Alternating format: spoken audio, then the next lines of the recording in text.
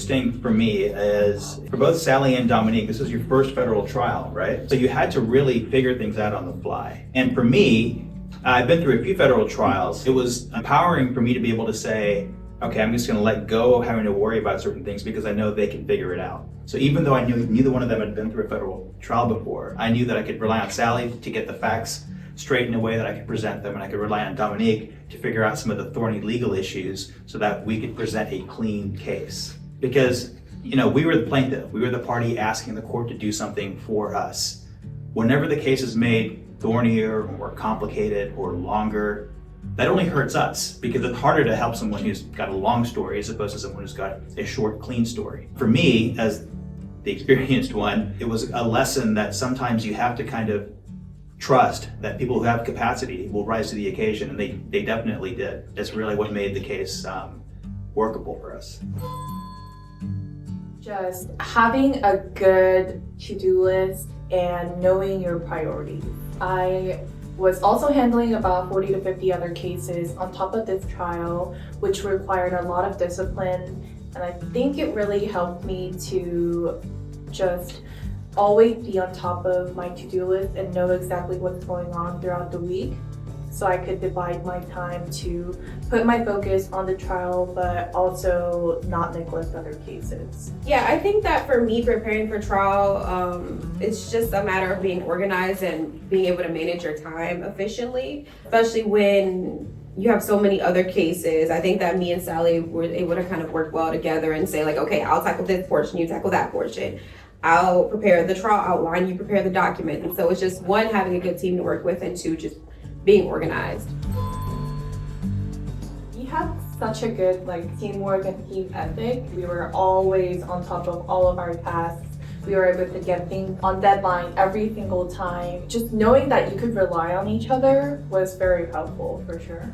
It's also just accountability. I think that I've definitely seen trial teams where you get the distinct impression that people are trying to get things off their plate as opposed to make the best result happen. And you can pick that vibe up from the trial team when you're opposing them, or even if you're just in the same courtroom with them, sharing, waiting for them to get done. You can pick it up when that's what's going on with the trial team. Once trial was over, there was, comparatively speaking, there was not a huge amount to do before the next day. Oftentimes, trial can get to be a grind because people haven't prepared that week before, the month before.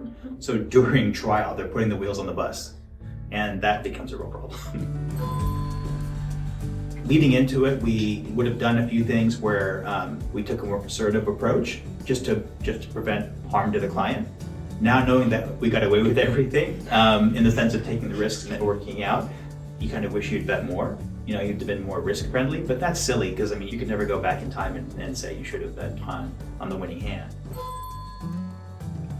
For the client, I think it really helps them, having their brand protected helps them level up. And I think that's really gratifying for us because we represent the company not just in the litigation, but also in protecting their entire intellectual property portfolio. For a firm, it's a feather in our cap. This is the first time I've worked with these two on a trial team getting a federal trial done. And frankly, in the space of intellectual property and commercial litigation generally, going all the way to a jury verdict is comparatively rare. These are risky trials, they're expensive, they're complex, and oftentimes someone makes a business decision or two parties make a business decision. This victory means that our client get their name out on the papers and establish a good place in the industry as a company with a good that is recognized and distinguished apart from other thousands of products in the industry. So for my clients, as we kind of touched on, their products, their brand is protected, and we have the satisfaction of kind of helping them do that. As far as my practice as a whole, I am a trademark and IP attorney. I still do a lot of their trademark applications, both in the US and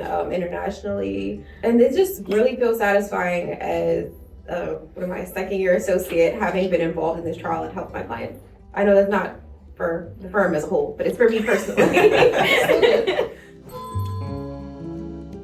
Just because you win a trial doesn't mean that everything is done and you get whatever the verdict awarded you. There's post-verdict motion, so we did motions for finding of facts, conclusions of law, the opposing side move for a new trial. So all those deadlines, there's potential for appeal. I have no clue when it's done.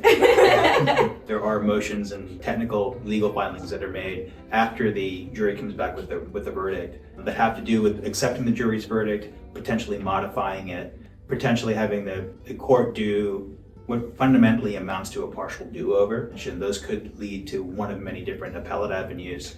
And just with everything else in commercial law, when there's a potential for continued court work in a case, that inherently also means that's opportunity to potentially settle it even though we have won the trial. So winning the trial and settling it are not mutually exclusive.